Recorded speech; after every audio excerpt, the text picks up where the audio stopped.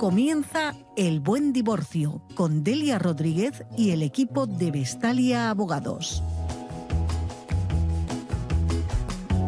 Pues continuamos, aquí en Cultura Emprende, en Radio Intereconomía, y estamos en la sección El Buen Divorcio. Y lanzo una pregunta al aire. ¿Han publicado alguna vez fotos de sus hijos menores en las redes sociales? Pues atentos, porque hoy en esta sección vamos a hablar de los peligros que entraña compartir información de nuestros menores en la red. Para ello, no podía ser de otra manera, nos acompañará Delia Rodríguez, que es CEO de Vestalia Abogados de Familia. Buenas tardes, Delia. Bienvenida a tu casa, ya lo sabes. Muy buenas tardes, Víctor. Encantada de estar aquí. Un placer que nos acompañes. Y además acompaña a Delia Enrique Sainz, que es asociado en Vestalia Abogados. Buenas tardes, Enrique. Bienvenido. Muy buenas tardes y muchas gracias por la invitación. Un placer. Y además tengo a Alejandra Rompedrica aquí con nosotros, que también va a estar preguntando un poco, porque lo decía fuera de antena. Alejandra, niño, importante todo lo que nos van a decir, ¿verdad? Sí, yo tomo nota desde aquí. Venga, arranco. Delia, cuéntanos qué es exactamente el sharenting, no sé si lo he dicho bien, y por qué se ha convertido en una preocupación legal en estos últimos años. Vamos a ver, dejando a un lado terminologías en inglés, ¿no?, que nos hemos vuelto adictos, vamos a decirlo en lenguaje claro y en castellano. Es una práctica, un fenómeno cada vez más habitual entre los padres y las madres a la hora de compartir contenido, imágenes, vídeos de sus hijos en el día a día. ¿Dónde está la delgada línea entre compartir estos momentos tan bonitos en familia y exhibir de una manera exagerada a los menores, vulnerando sus derechos fundamentales? Pues ahí está la clave y hoy esperamos poder aclarar muchos de estos conceptos. Tenemos que tener claro que algo que es motivo de orgullo familiar, como es enseñar a nuestros hijos, tiene un componente, una doble cara en la red. Y es que podemos estar, sin darnos cuenta, vulnerando derechos fundamentales como el honor, la imagen, incluso regalando a la red datos personales de nuestros hijos a personas que pueden llegar a querer hacerles daño. Y yo creo que muchos padres y madres no son conscientes del alcance que tiene el compartir. Luego ya tenemos otro tipo de sharenting, ¿no?, que no es el doméstico, sino el comercial, en el que se saca un rédito de la exhibición de los menores por parte de padres y madres. Totalmente de acuerdo, Alejandra. Quería preguntarte, Enrique, ¿qué riesgos legales corren los padres cuando publican imágenes o información de los hijos, como bien decía Delia, en redes sociales, sin tener en cuenta su derecho a la privacidad? Pues efectivamente, como ha dicho Delia, yo me sumo a lo que hay, pero hay un pequeño problema. El tema del sharenting yo siempre lo veo como una especie como de droga. Una droga porque es muy peligrosa, porque crea adicción. Que hay muchos padres que suben fotos y automáticamente quieren subir más fotos. Y peligrosa porque la mayoría de padres no son conscientes del riesgo que entraña publicar esas fotografías. No solo porque se pone en riesgo precisamente su intimidad. Muchas veces hay padres que suben fotos a sus hijos en la playa, sin bañador, dándose un baño en la ducha, en el parque de su casa, o incluso dando datos también de los propios hijos, en la guardería, diciendo dónde viven. Todo esto es muy peligroso. Incluso podemos ir también más allá. Estamos viendo cada vez más casos de bullying en los colegios, de acoso escolar, y eso está íntimamente relacionado también con la sobreexposición de los padres de sus hijos en las redes sociales. ¿Por qué? Porque, claro, si un niño de repente tiene ya una huella digital constante, llena de fotografías, que algunas de ellas en situaciones bastante preocupantes, claro, esto puede ser objeto muchas veces también de burla en el colegio. Y cada vez que vemos en las noticias casos de acoso escolar, incluso las terribles consecuencias, pero creo que eso es muy peligroso. Y luego, por último, también es importante decir que cada vez que las fuerzas de seguridad salen en los medios a decir que más del 70% del material incautado a los pedófilos proviene precisamente de fotografías no sexualizadas de estos menores, pues creo que a los padres se deberían poner la carne de gallina ante estos datos. Pero quiero hacerte un comentario, a ver si estás de acuerdo conmigo. Yo creo que desde los colegios están haciendo algo en este sentido y son conscientes de esta sobreexposición. Porque, por ejemplo, mi hijo, parte de lo que tú me estás diciendo, me lo dijo un día: oye, yo tengo mi derecho a la privacidad, no publiqué fotos, no quiero que ningún compañero mío vea fotos. O sea, yo creo que es algo que les han dicho allí, porque además yo no publico fotos de él, sino en una red que tengo muy pequeñita donde tengo familia porque soy de fuera. Pero él me pidió, me dijo, no lo hagas porque me estás exponiendo. Y dije, ok, hijo, no publico más nada, más nunca publiqué nada. Creo que ellos están haciendo una labor también educativa con los niños en los colegios. No, totalmente de acuerdo. Y es muy, muy importante, a ver, poco a poco vamos viendo ya una evolución tanto de colegios como muchos centros que van siendo realistas y conscientes de este peligro, pero creo sinceramente que aún queda mucho trabajo por hacer. Totalmente. Delia, ¿existe algún límite legal claro en España sobre lo que los padres pueden o no pueden compartir? ¿Existe alguna ley, al fin y al cabo? En primer lugar, cogiendo el relevo de lo que se acaba de mencionar, decir que efectivamente las últimas reformas legales que ha habido en materia de infancia, en concreto la Ley Orgánica 821 de protección a la infancia frente a todo tipo de violencia, ya habla de los peligros del ámbito digital y además involucra a toda la sociedad, no solamente desde el ámbito legal, también sanitario y educativo, y sí que muchos centros escolares están ya tomando conciencia, dando charlas, formaciones, aunque todavía estamos lejos de llegar al objetivo que es que de verdad haya esa conciencia social. En cuanto a la legislación actual, y diciéndolo muy claro, sí que tenemos, bueno, ya desde nuestra Constitución consagrados derechos fundamentales como puedan ser el derecho al honor, a la intimidad, a la propia imagen, y luego hay cuerpos normativos de hace bastantes años, algunos, otros más recientes, como la Ley Orgánica de Protección de Datos, que sí que nos contextualizan, pero como tal del Sarentin no hay nada. De hecho, hemos podido ver en las últimas semanas que ha habido una consulta pública, yo creo que ante una preocupación generalizada de las familias, que muchas veces nos preguntan, pero ¿cómo lo hago? ¿Dónde está el límite? Dame una pauta porque estoy muy perdido.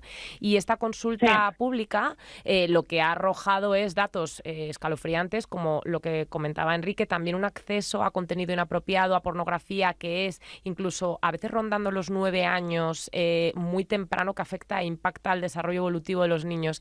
Entonces, yo creo que como tal, sí que hay un clamor popular a la hora de poder regular esta práctica de forma que tengamos clara la línea, ¿no? Hay veces que necesitamos esa guía y los padres a veces no diferencian entre lo que es muy peligroso o lo que es peligroso. Luego también está el factor de la inteligencia artificial que nos distorsiona imágenes que a lo mejor puedan parecer, como decía Enrique, totalmente cotidianas e inocentes.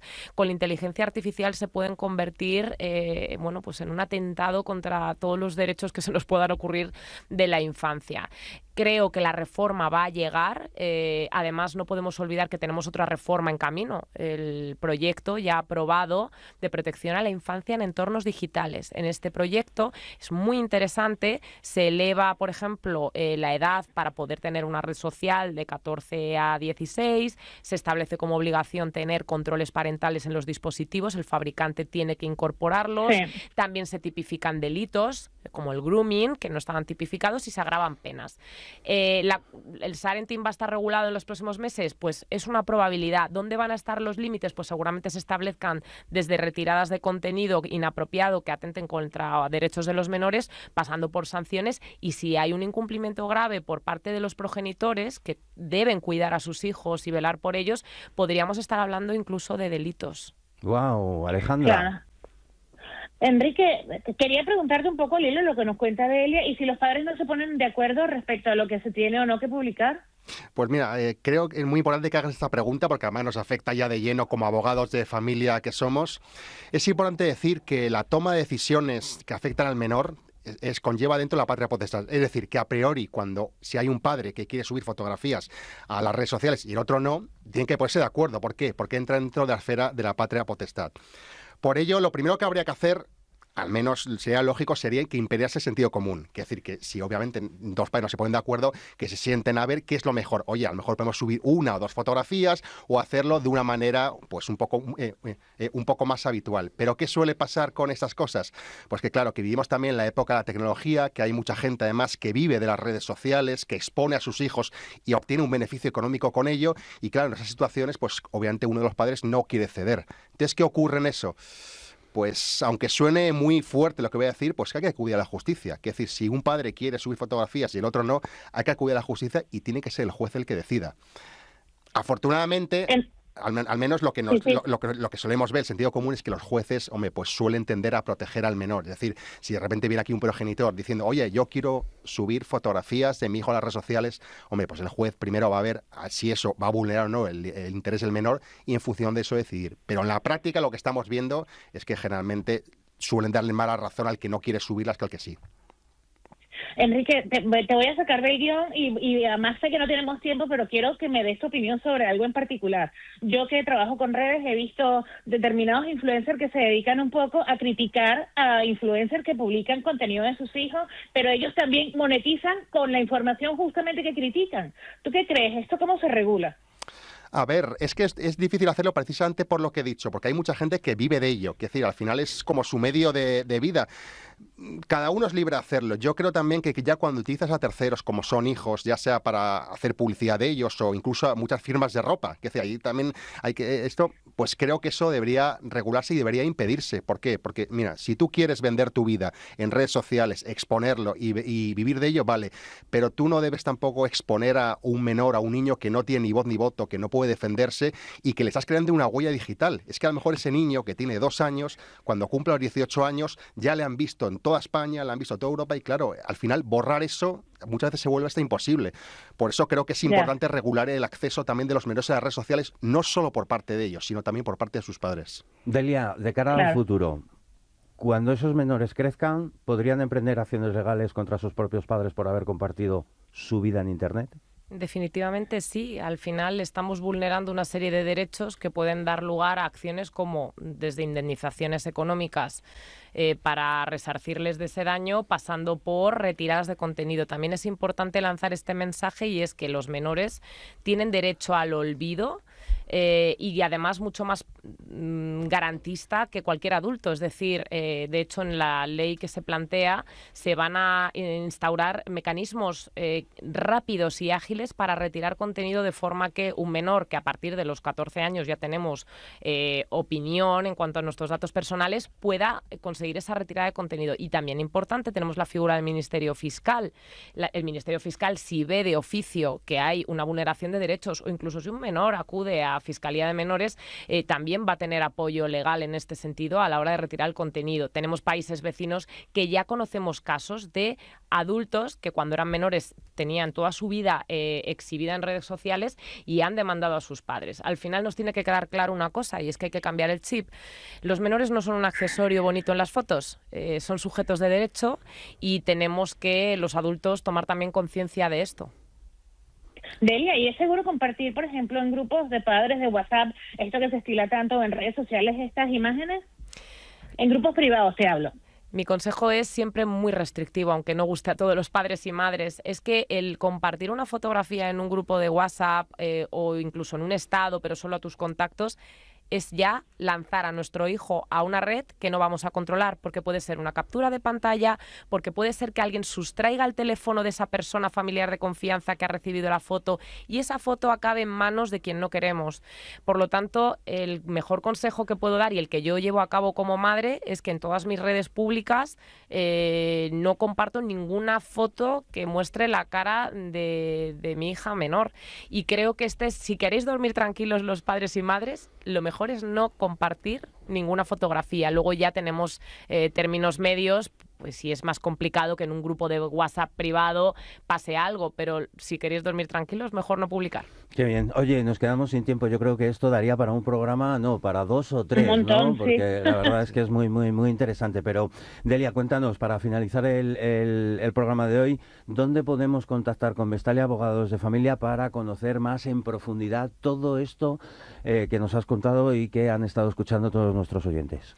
Pues donde tenéis más información sobre nosotros es en nuestra web, en vestaliaasociados.es, donde además tenéis un apartado específico de derechos digitales de menores, donde podéis ver todo lo que hacemos en pro de la infancia y para ayudar también a padres y madres, incluso a centros escolares a los que asesoramos para que haya un cumplimiento de la legislación y se proteja de forma eficaz a los niños.